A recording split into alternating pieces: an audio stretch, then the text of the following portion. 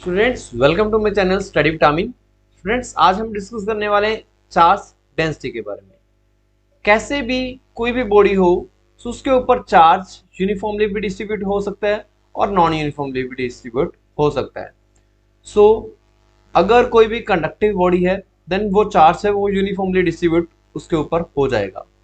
अगर जो एक इंसुलेटर है, नॉन कंडक्टर है, उस केस में जो चार्ज उसके ऊपर होगा वो नॉन यूनिफॉर्मली डिस्ट्रीब्यूट हो जाएगा। सो स्टूडेंट्स आज हम डिस्कस करने वाले चार्ज डेंसिटी के बारे में। सो कॉन्टिन्यूस चार्ज डेंसिटी और डिस्क्रीट चार्ज डेंसिटी, ये दो डिफरेंट टाइप्स की चार्ज डेंसिटी होती है। आज हम डिस्कस करने वाले हैं लीनियर चार्ज डेंसिटी। सो लीनियर चार्ज डेंसिटी को हम कैसे स्टूडेंट्स डिफाइन कर सकते हैं? So it is the amount of electric charge per unit length of the charge surface, उसको हम लीनियर चार्ज डेंसिटी बोलते हैं। सो मान लीजिए हमारे पास एक लॉन्ग स्ट्रेट वायर है तो जो कि एक पॉजिटिवली चार्ज बॉडी बन चुकी है। सो मान लीजिए इस कंप्लीट वायर की जो लेंथ है L और इसके ऊपर जो टोटल चार्ज जो प्रेजेंट है वो है हमारे सामने Q चार्ज जो प्रेजेंट है। सो कितना चार्ज पर यूनिट लेंथ के ऊपर प्रेजेंट है उसको हम लीनियर चार्ज डेंसिटी के साथ रिप्रेजेंट कर देते हैं।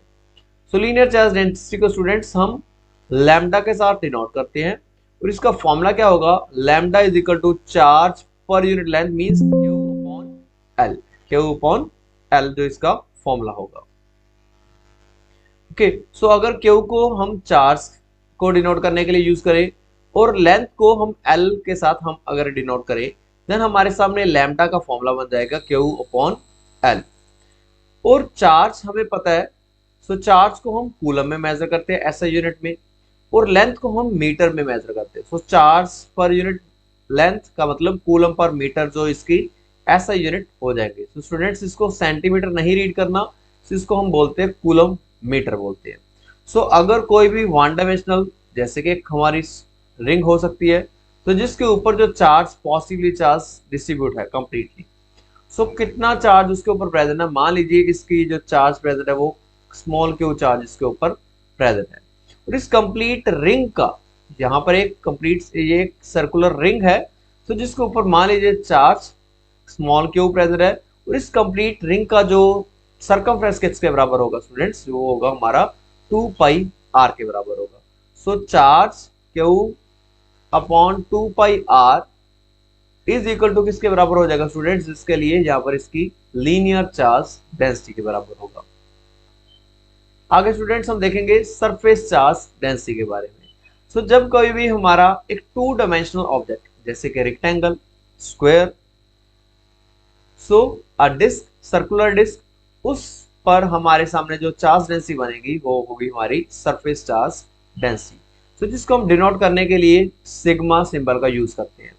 सो सरफेस चार्ज डेंसिटी को कैसे हम डिफाइन कर सकते हैं? Charge per unit area, charge per unit area of the surface. Okay, so charge को हम अगर Q के साथ डिनोट करें और एरिया को A के साथ डिनोट करें then sigma is equal to किसके बराबर हो जाएगा? Q अपॉन A के बराबर हो जाएगा। और जो हमें चार्ज हम यूज करते हैं ऐसा यूनिट ऑफ द चार्ज क्या है? कूलम। और जो हमारा एरिया है वो हम मेजर करते हैं मीटर स्क्वायर में। सो सेंटीमीटर कूलम पर मीटर स्क्वायर जो हमारे सरफेस चार्ज डेंसिटी के यूनिट बन जाएंगे। मान लीजिए हमारे सामने ये एक रेक्टेंगल है तो जिसकी लेंथ है L और इसकी जो ब्रेथ है B और इसके ऊपर टोटल चार्ज जो प्रेजेंट है वो हमारे सामने प्लस चार्ज, तो कंप्लीटली पॉजिटिवली चार्ज बॉडी है। मान लीजिए इसके ऊपर कंप्लीट जो चार्ज है वो Q प्रेजेंट है। सो देन सिग्मा को हम कैसे डिनोट करेंगे? Surface charge density, surface charge density Q upon area. और हम जानते हैं स्टूडेंट्स रेक्टेंगल का एरिया किसके बराबर होता है? Length multiplied by breath. So Q upon length multiplied by breath, ये हमारा सरफेस चार्ज डेंसिटी का फॉर्मूला बन जाएगा इस रेक्टेंगुलर चार्ज बॉडी के लिए। ओके, सो आगे हम स्टूडेंट्स बात करते हैं वॉल्यूम चार्ज डेंसिटी। ये third type of charge density है। सो जब भी कोई भी ऑब्जेक्ट जो हमारा सरफेस एक 3 डायमेंशनल सरफेस हो जैसे कि हमारे कंप्लीट सिलेंडर या फिर चार्ज स्फीयर, उस केस में हम वॉल्यूम चार्ज डेंसिटी लेते हैं। सो वॉल्यूम चार्ज डेंसिटी को कैसे हम इजीली डिफाइन कर सकते हैं? Electric charge per unit volume. किसी एक unit volume means 1 centimetre cube या 1 मीटर क्यूब के ऊपर कितना चार्ज वो प्रेजेंट है, उसके लिए हम वॉल्यूम चार्ज डेंसिटी को यूज करते हैं। So students, volume charge density को डिनोट करने के लिए हम रो सिंबल का यूज करते हैं। और रो किसके बराबर होगा? Charge per unit volume. अगर क्यू को हम चार्ज को डिनोट करने के लिए यूज करें और वॉल्यूम को वी के साथ डिनोट करें, इन दैट केस स्टूडेंट्स जो वॉल्यूम चार्ज डेंसिटी है वो किसके बराबर हो जाएगी? क्यू अपॉन वी के बराबर हो जाएगी। और चार्ज को हम कूलम में मेजर करते हैं और वॉल्यूम को हम मीटर क्यूब में मेजर करते हैं। सो कूलम पर मीटर क्यूब जो हमारे charge density volume charge density के यूनिट हो जाएगी। सो मान लीजिए हमारे सामने एक क्यूबॉइडल शेप ऑब्जेक्ट है, 3 डायमेंशनल शेप है, जिसकी जो लेंथ है मान लीजिए जस्ट फिर साइड है मान लीजिए इसकी एस है। तो देन इसकी जो वॉल्यूम चार्ज डेंसिटी होगी वो किसके बराबर होगी? स्टूडेंट्स, वॉल्यूम चार्ज डेंसिटी को डिनोट करने के लिए हम रो सिंबल का यूज करते हैं। वो किसके बराबर होगा? टोटल चार्ज इसके ऊपर कितना प्रेजेंट है? क्यू चार्ज प्रेजेंट है। और यहाँ पर इस कंप्लीट चार्ज का, इस कंप्लीट 3 डायमेंशनल क्यूब का जो हमारे सामने वॉल्यूम किसके बराबर होगा? So volume of the cube होता है साइड क्यूब। सो एस साइड को हम यूज करते हैं और इसका क्यूब कर देंगे, देन ये हमारा वॉल्यूम आ जाएगा।